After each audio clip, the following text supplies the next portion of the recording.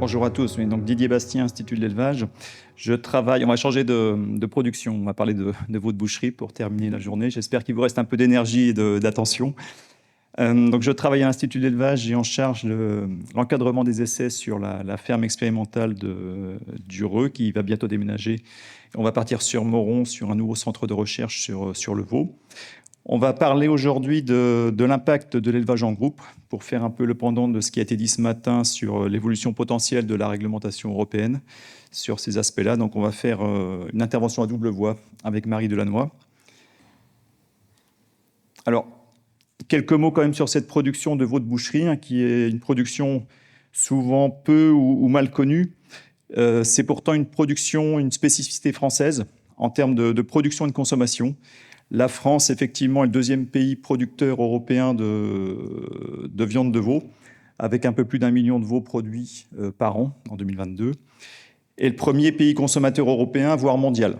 On est à un peu plus de 3 kilos équivalent carcasse par habitant de viande consommée, avec différents morceaux qui font partie aujourd'hui du patrimoine culinaire français, notamment au niveau de la gastronomie française. On a des plats typiques. Et pour ne pas le citer, mais la blanquette de veau faisait partie des plats préférentiels des Français cités dans les différents sondages. Alors c'est un débouché, c'est une filière importante parce que c'est un débouché pour 60% des veaux mâles issus du cheptel laitier. Donc ça participe à l'équilibre des filières. Pour faire du lait, il faut des veaux.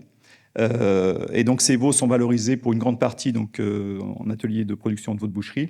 Et s'il n'y avait pas cette production de veau de boucherie, qu'est-ce qu'on pourrait faire de ces veaux? Il y a des pays, des grands pays comme l'Australie ou Nouvelle-Zélande, producteurs laitiers, qui se posent aujourd'hui beaucoup de questions sur la valorisation de leurs veaux mâles laitiers. Donc quelques mots sur cette production de veaux de boucherie. Donc c'est des ateliers spécialisés essentiellement, des ateliers d'engraissement spécialisés. Donc les éleveurs récupèrent des petits veaux qui ont en moyenne une vingtaine de jours et donc les mettent en place dans ces bâtiments pour les engraisser. Donc c'est une production qui est en bâtiment fermé avec ventilation dynamique pour 94% des élevages. On est en parc collectif en moyenne autour de 5 à 10 veaux, c'est la majorité des élevages, à peu près 80% des élevages ont des parcs collectifs de 5 à 10 veaux, avec aussi des densités, des surfaces par animal qui sont supérieures à 1,8 m² par veau dans ces élevages. En termes de sol, on parle de plancher ajouré, donc plancher ajouré bois majoritairement, 90%, et des sols sur paille pour les bâtiments, pour le reste des bâtiments. Et en termes d'alimentation, on est sur du lait reconstitué, donc c'est de la poudre de lait qui est réhydratée avec de l'eau chaude, et également associé avec un mélange de ce qu'on appelle de la fibre, qui est plutôt un mélange de céréales, protéines, protéagineux, et de paille. En termes de distribution, et c'est important, notamment pour comprendre la suite de la présentation, on est sur des schémas de distribution qui peuvent être différenciés selon les élevages. On a des schémas, ce qu'on appelle, on va faire un petit peu de technique, mais du cornadi-seau, c'est-à-dire qu'on distribue le lait au seau, et l'animal est bloqué à un système de cornadi, c'est la photo que vous avez à gauche, pendant la buvée. Donc réglementairement, on peut bloquer les animaux pendant la buvée, au maximum 1 heure de temps. Donc ce système-là, qui était, on va dire, historique, représente aujourd'hui 1/3 des équipements dans les bâtiments d'élevage. On a un système barreau-garrot-auge qui devient prédominant. Je ne vais pas en dire beaucoup plus parce que Marie va le développer tout à l'heure. Donc barreau-garrot, on est sur c'est la photo de droite, des animaux qui n'ont pas de cornadi, qui sont libres d'aller boire à une auge collective. Donc 55% des équipements de bâtiments d'élevage. Et puis un autre système qui a été plus développé, qui est plutôt en baisse, ce qu'on appelle le DAL, la distribution automatique de lait, avec des grands parcs de 20-25 veaux qui viennent boire à une machine, donc qui distribue automatiquement le lait aux veaux.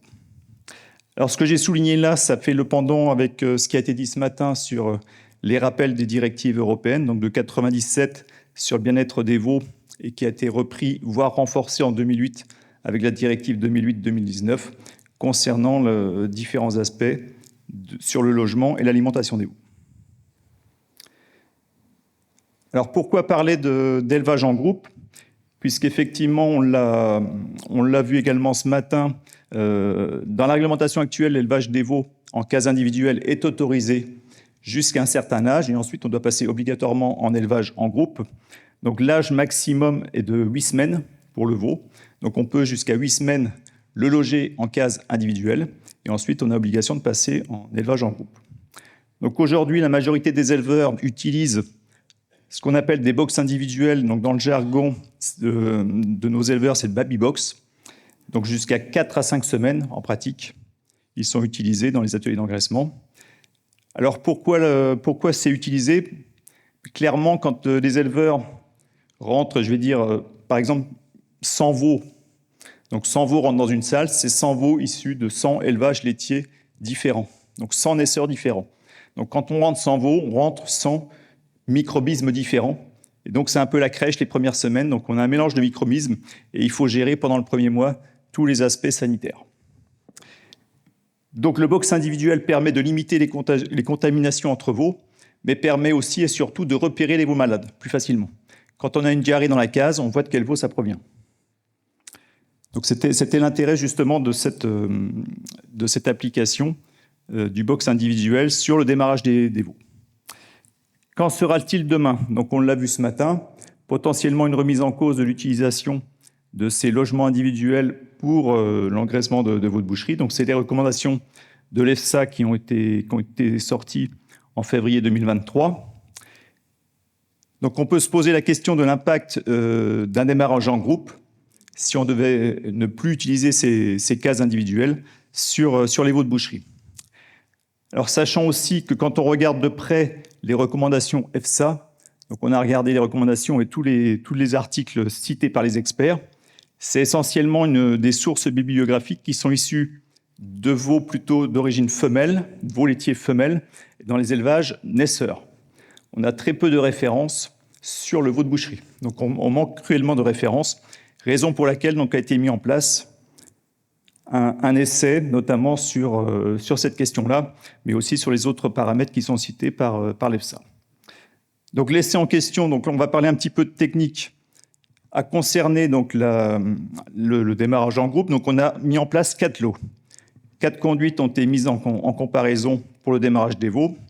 Donc on a pris des veaux standards, des veaux mâles Primostein, donc la race majoritairement utilisée en veau de boucherie. Donc sur un essai qui a été financé par l'interprofession, Interbev, qui s'appelle Boxavo. On a réparti ces veaux en 4 lots identiques sur la base de leur poids et de leur âge à l'arrivée. Vous avez à gauche donc le lot, on va dire témoin, donc ce que l'on fait aujourd'hui. Donc on utilise notre baby box pendant 28 jours, c'est le bébé 28. On a un lot où on a réduit de moitié la durée en box individuelle, baby box 14 jours. On a un lot où on a démarré les veaux 2 par 2 en paire, ce qu'on appelle le pair housing, donc pendant 28 jours, avant de les remettre en collectif global. Et puis un lot démarré en groupe, donc dès le départ, ils sont dans des parcs de 5. Et au bout des 28 jours, donc on met tout le monde en parc de 5. Toutes choses égales par ailleurs. Donc les plans d'alimentation, le protocole sanitaire ont été faits de la même façon dans les 4 lots. Et les durées d'engraissement sont de 24 semaines pour ce type de veau de boucherie. Alors je vais en venir tout de suite aux principaux résultats. Donc en termes de comportement et de bien-être surtout, qu'est-ce qu'on a observé? Alors en termes de méthodo, ce que l'on fait pour observer justement l'impact que peut avoir ce type de modalité sur le comportement des veaux, on a des observations directes qui sont faites sur les veaux. Donc vous avez une photo en haut à gauche qui illustre ce que l'on pratique, à savoir de 6h du matin à 21h le soir, on est présent devant les veaux et toutes les 5 minutes, on fait des scans. On prend une photo visuelle, on note, on a une vingtaine de critères d'activité que l'on note toutes les 5 minutes. Et en complément de ça, on a des veaux qui sont équipés de podomètres. Donc vous avez le veau qui est couché, qui a effectivement un podomètre à sa patte, qui permet de mesurer à la fois la position du veau, est-ce qu'il est couché ou debout, et le nombre de pas qu'il peut faire dans la journée. Qu'est-ce que l'on a pu observer? Donc, dans les principaux résultats, on a sur l'élevage en groupe des veaux qui sont davantage stressés au démarrage. Pourquoi? Parce que dans ce cas de figure, on est obligé de les bloquer au cornadi pour la buvée, pour gérer individuellement les buvées. Et donc quand on les bloque, surtout les animaux très jeunes comme ça, ils ont tendance à vraiment à se bloquer, à se reculer et donc à se stresser. Donc ça, c'est vraiment les premiers jours.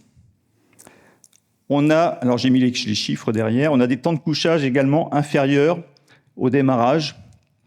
Donc à J27, on parle de jours d'engraissement. À J27, on a moins 10% de leur temps de la journée, de la journée qui est consacrée au couchage par rapport à ceux qui sont démarrés en baby box. Après, par la suite, J112 ou J156, donc au bout de 156 jours d'engraissement, on a les mêmes niveaux de temps de couchage entre les lots. On constate également des déplacements supplémentaires pour ces veaux, comparés à ceux qui sont en baby box. Des nombres de pas qui sont multipliés par 2 quand ils sont en paire ou par 3 quand ils sont en groupe. Donc ça, c'est vraiment sur la phase de démarrage. Et par la suite, on a par contre une homogénéité, le même nombre de pas qui est constaté, le même nombre de déplacements entre les lots.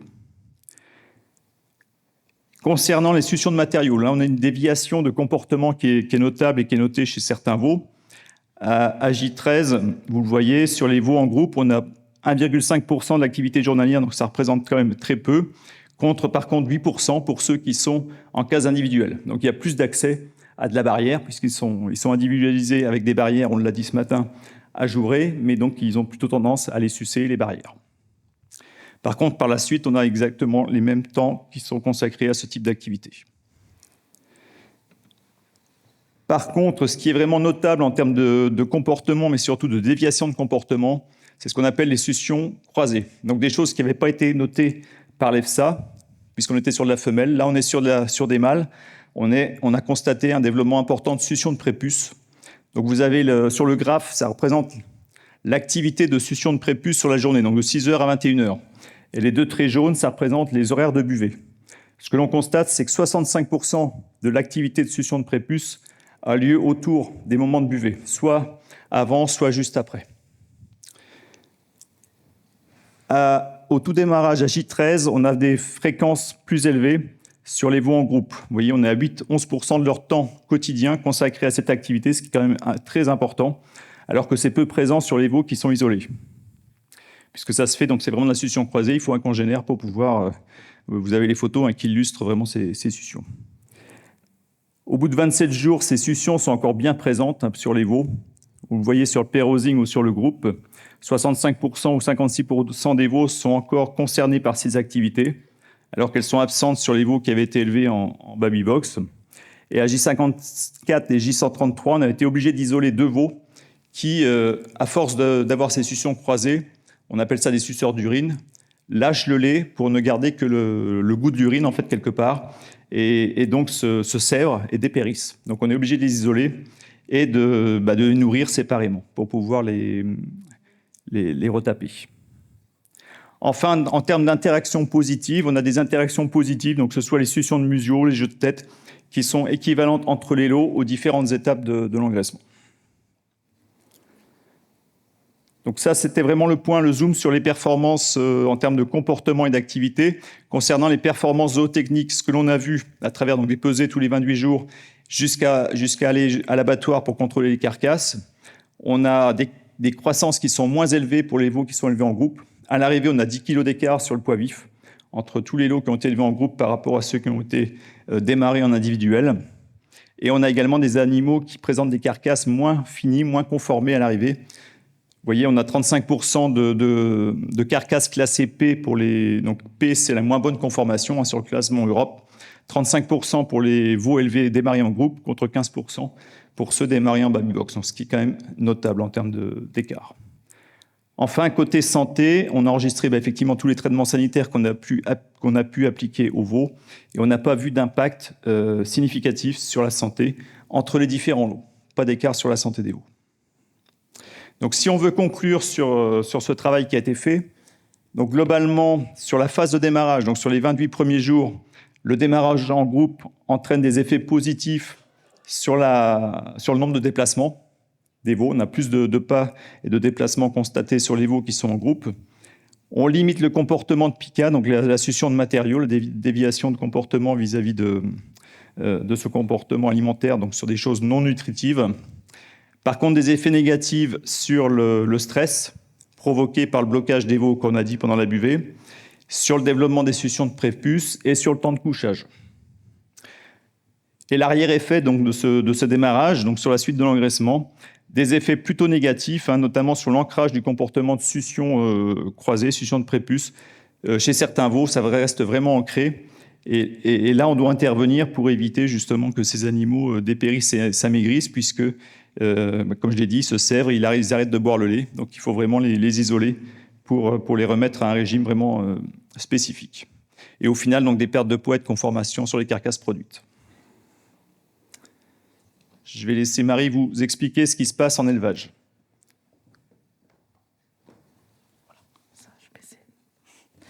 Bonjour à tous. Pour me présenter rapidement, Marie Delannoy, société d'Encavit France, donc fabricant d'aliments pour jeunes animaux et intégrateur en veau de boucherie. Ça veut dire qu'on contractualise avec les éleveurs pour engraisser les veaux chez eux à façon. Donc Didier vous a présenté effectivement une étude sur l'absence de baby box éventuellement en phase de démarrage. Et sur les photos que vous avez vu des bâtiments qui avaient une façade avec un cornadi, parce que c'était le matériel utilisé pour l'essai. Effectivement, c'est encore présent dans le parc bâtiment. Et effectivement, le baby box, pour des raisons sanitaires, est quand même bien ancré dans nos têtes. Et aussi permet d'éduquer le veau, en tout cas, à passer la tête dans le cornadi. Parce qu'une fois que le baby box est enlevé, il faut que le veau continue à aller au cornadi et reste bloqué le temps de la buvée. Et la présence de ce baby box, effectivement, laisse le temps à l'apprentissage du veau. Ça veut dire qu'en cornadi, en façade cornadi, on enlève le baby box à deux conditions. Quand, on va dire, les épisodes respiratoires sont en phase de guérison et quand le veau est enfin éduqué et sait rester bloqué au cornadi. D'accord ? Donc depuis 8 ans, il y a quand même une grosse modernisation des bâtiments qui est enclenchée. Alors à la fois dans tous les bâtiments neufs et puis au fur et à mesure que les éleveurs investissent dans leurs bâtiments existants, ça veut dire qu'on passe sur des bâtiments avec de la barre au garrot, comme vous avez la photo à droite. Donc il y a plus le cornadi, hein, c'est un tubulaire. Et les veaux donc passent la tête en dessous pour boire. Alors là, c'est des veaux plus âgés et donc ils boivent à l'auge, ils sont plus au seau. Et on va voir juste après, voilà, sur des petits veaux comment ça se passe. Donc on est toujours sur un parc avec une façade barre au garrot, des jeunes veaux et donc la présence des baby box derrière. Vous voyez les petits jeux de barrières très ajourés, hein, donc les veaux se voient. Mais par contre, on évite les contacts hein, parce qu'on connaît les voies d'entrée effectivement des pathogènes, que ce soit museau notamment. Et donc, ces baby box ont pour objectif de réduire en fait le contact sur les premiers jours de présence en bâtiment. Donc la barre au garrot présente plusieurs aspects positifs, notamment vis-à-vis du bien-être. Effectivement, pas de blocage, pas de sensation, pas de défense en tout cas de l'animal à venir boire. Moins de bruit aussi dans le bâtiment parce qu'on sait que les veaux sont très sensibles au bruit. Nous, on n'a que de la tubure inox. Donc inox contre inox, ça résonne. C'est un type de son que les veaux n'aiment pas. Donc avec cet équipement-là, on réduit ce stress-là. Et puis par rapport à ce que je disais tout à l'heure, vous allez vite comprendre qu'effectivement avec un système barre au garrot, on peut réduire encore plus la phase de baby box parce qu'on n'a plus besoin d'éduquer le veau à venir être bloqué au cornadi vu qu'il n'existe plus. Ça veut dire qu'aujourd'hui concrètement, dans les élevages qui sont en façade barre au garrot, le temps de baby box est réduit à peu près 2 semaines uniquement contre 4, 5, 6 semaines maximum sur une façade type cornadi. On maintient le baby box pour les raisons évoquées tout à l'heure, mais aussi beaucoup pour des questions alimentaires, parce que le baby box, vous voyez à droite, en fait, le veau boit dans un seau, ça veut dire qu'il est au début à 2 litres, 2 litres et demi, 3 litres, tout doucement. En fait, il faut qu'il boive sa quantité de lait. Il n'est pas question qu'il boive 2 fois sa ration ou 2 fois moins que la ration prévue, parce qu'effectivement, vous allez bien imaginer qu'il va soit en manquer, soit en avoir trop et créer un déséquilibre alimentaire. Et puis, important aussi pour le veau, il faut qu'il boive à température, à 42 degrés, pas trop haut et pas trop bas, sinon ça crée aussi des problèmes de digestion. Et donc, le fait d'individualiser le veau permet aussi au veau, tranquillement, de boire son lait sans craindre une compétition et que son voisin lui pique sa ration. Donc aujourd'hui, ces bâtiments sont très majoritaires. Pour vous dire qu'en fait, la question du baby box, elle est effectivement importante, mais elle n'est pas unique. C'est pas juste un jeu de barrière que je prends et que je jette à la poubelle, à la ferraille, et puis j'en reviens avec un petit billet. C'est un c'est comme dans, enfin voilà, nos élevages, c'est des jeux de puzzle en fait. Et est-ce que je peux enlever juste une pièce? C'est pas si évident effectivement. Aujourd'hui, la filière veau, comme toutes les autres filières, on l'a vu aujourd'hui, est encore à la croisée des chemins. On est très, effectivement, on travaille ardemment sur la question du bien-être animal et du comportement animal, les demandes sociétales. Le plan éco-antibio, on en a peu parlé quand même, mais nous, on est quand même, on est toujours sous les feux des projecteurs sur les consommations de médicaments, avec beaucoup de progrès qui ont été accomplis, je préfère le dire. Mais malgré tout, il faut jamais se satisfaire. Et que le baby box est une voie, en tout cas, de maîtrise des consommations de médicaments en bâtiment. Et puis, il faut aussi qu'on fasse attention à la pénibilité du travail. Là aussi, je vais faire que répéter, mais même si c'est une production qui est... Enfin, la viande de veau est aussi peu consommée. Alors, mon collègue du lapin va trouver que j'exagère. Nous, on est à 3 kilos par habitant. Mais malgré tout, on a une offre qui diminue et qui diminue plus vite que la consommation. Donc, il faut aussi qu'on soit attrayant vis-à-vis des jeunes. C'est aussi, le baby box fait aussi partie des équipements qui permettent à l'éleveur de travailler dans de bonnes conditions. Donc aujourd'hui, c'est vrai qu'il y a un champ psychologique autour du baby box qui fait que la filière, effectivement, n'est pas encore prête à s'en passer. C'est un outil indispensable pour soutenir le veau face à l'exposition sanitaire. Aujourd'hui, effectivement, le supprimer viendrait à générer d'autres troubles. On a fait, nous aussi, alors avec moins d'observations forcément qu'à l'Institut de l'élevage, des essais grandeur nature dans des élevages qui voulaient arrêter ou supprimer le baby box. On a dit, allez, on essaye. Le résultat est absolument pas satisfaisant sur le taux de mortalité. Et ça, aujourd'hui, je ne pense pas que la filière est prête à accepter, effectivement, de perdre 1 point, 2 points, 3 points de mortalité parce qu'on enlèverait le baby box sur une saine motivation, qui est l'élevage en groupe, mais qui a quand même quelques pendants très négatifs. Et qu'à notre niveau, en fait, on préfère continuer aussi à travailler sur la modernisation des bâtiments à travers les bâtiments type Barreau-Garreau, comme vous avez vu ici. Et puis, pour la filière veau de boucherie, travailler aussi sur la pression sanitaire en élevage, et notamment au démarrage. C'est vrai qu'on est une filière de coproduits. On travaille un petit veau qui a été élevé dans des conditions qu'on ne connaît pas finalement quand on l'achète.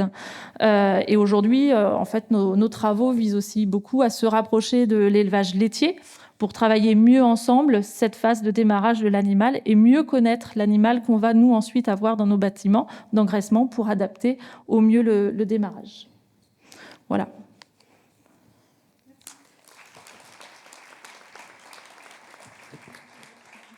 Merci Marie, merci Didier. Alors, est-ce que nous avons des questions à poser à nos intervenants? Donc, on a changé de filière. Oui.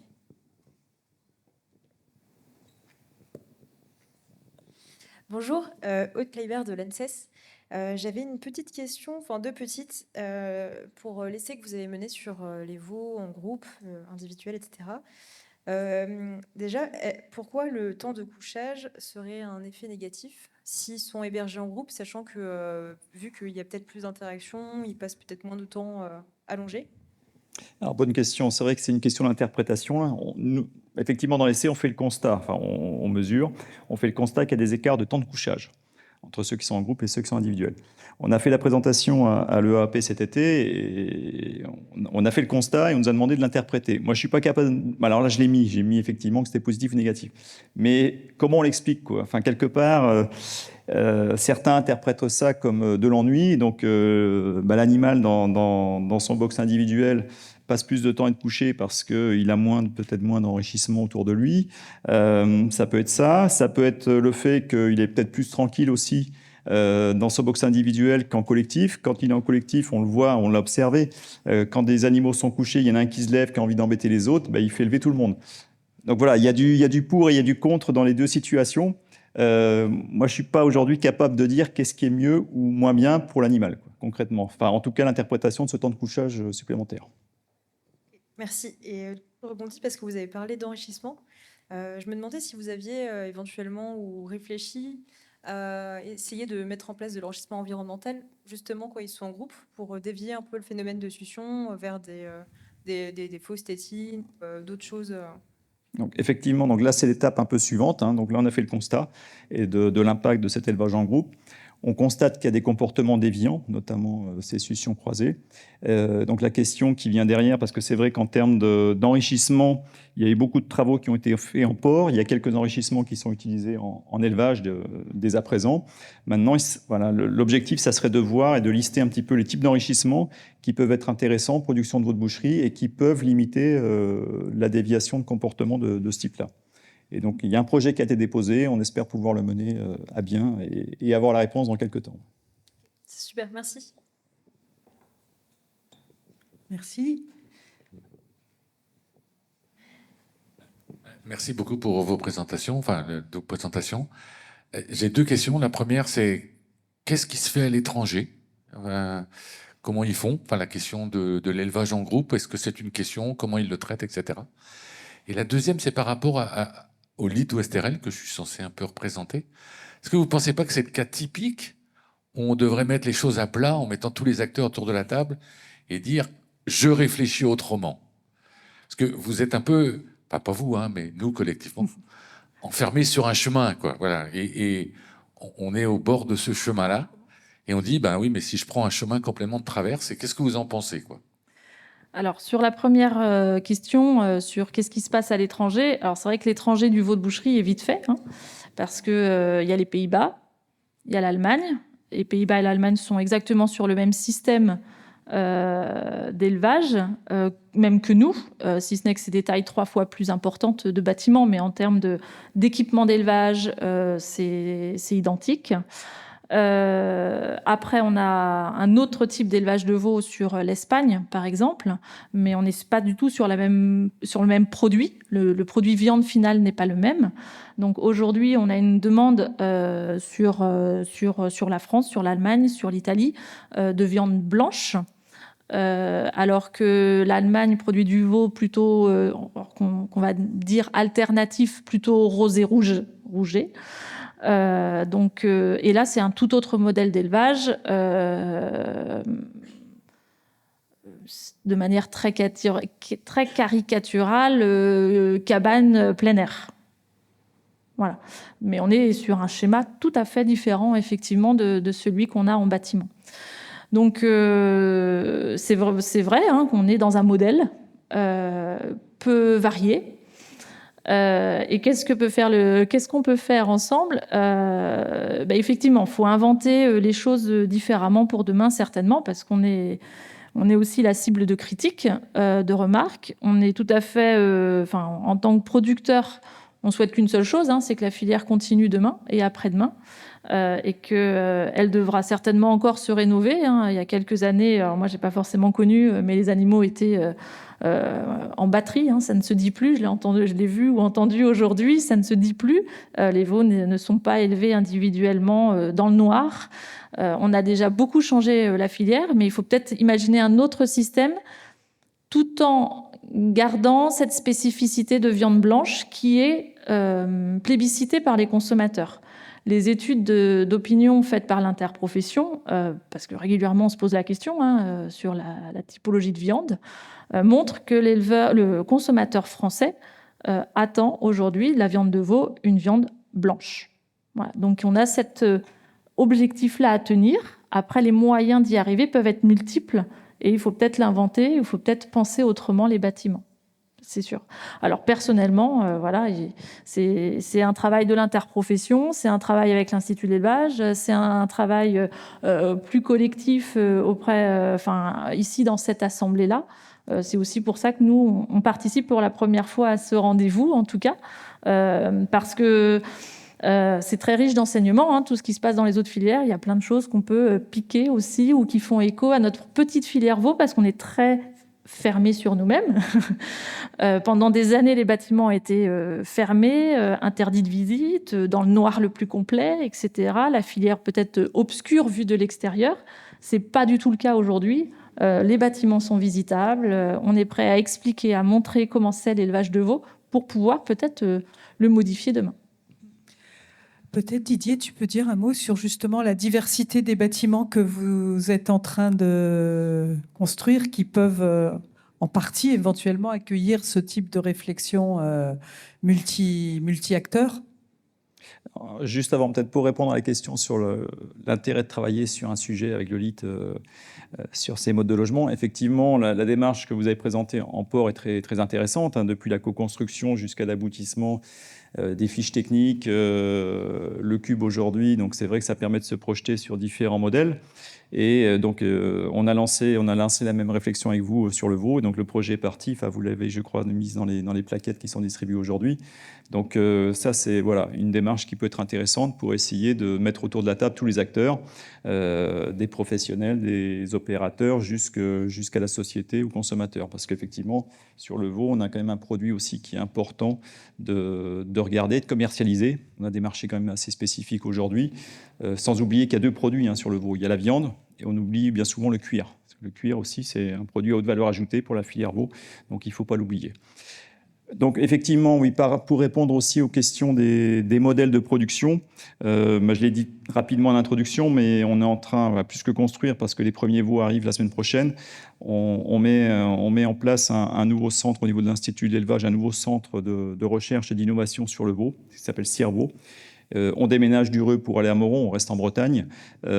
Pourquoi Moron? Parce qu'il nous fallait un peu plus d'espace et de surface pour pouvoir travailler des nouveaux modèles, notamment avec des accès extérieurs, du plein air. Donc on aura différents modèles. Donc c'est une structure donc propriétaire de l'Institut de l'élevage, mais c'est surtout une structure filière. L'ensemble des opérateurs nous accompagnent dans cette démarche. L'interprofession, la CNE également.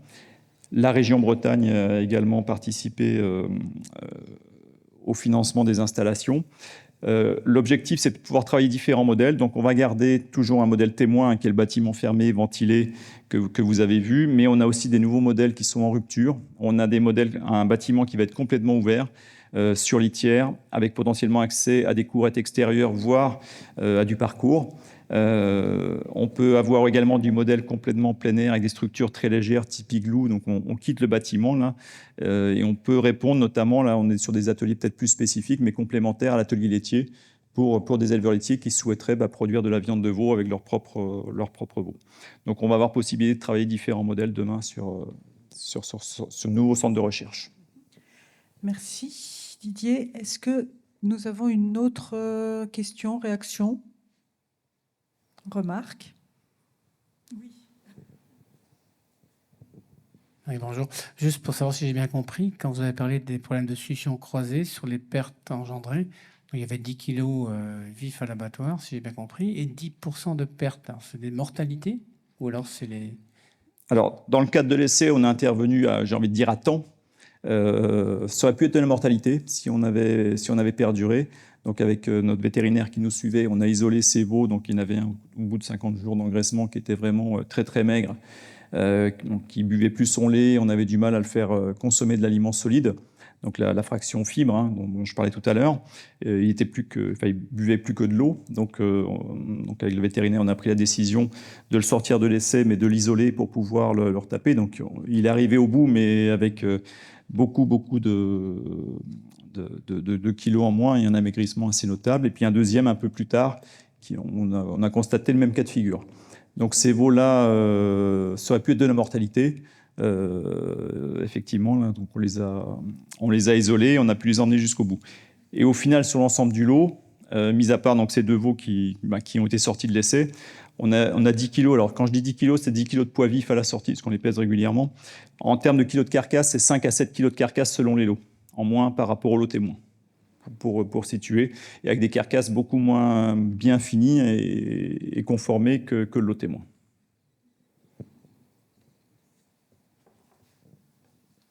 Merci beaucoup. J'ai l'impression qu'on a fait le tour des questions. Donc écoutez, bravo pour cet exposé. Merci.